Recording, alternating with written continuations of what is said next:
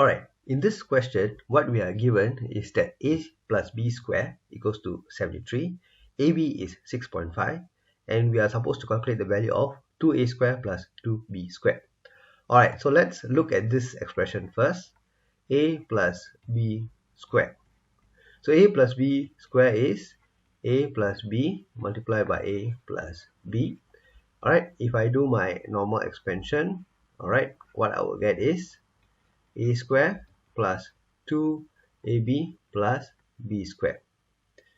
Alright, so let me just rewrite it here. A square plus b square plus 2ab equals to 73. Alright, and we are also given that AB is equals to 6.5.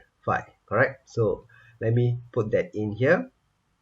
So a square plus b square plus 2 multiplied by 6.5 equals to 73. Alright, so a square plus b square plus 13 equals to 73. And I'm going to bring the 13 over. 73 minus 13.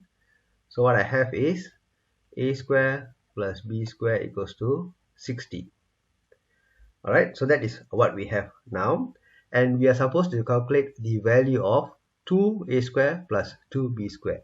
Now, 2a square plus 2b square can be rewritten as 2 bracket a square plus b square. Correct? Because if I were to expand this inside, you will see that I get back the original expression here.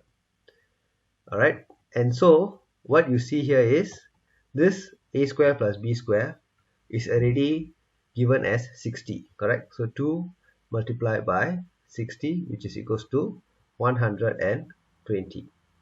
Alright, so that is your final answer for this question, where 2a square plus 2b square is equals to 120.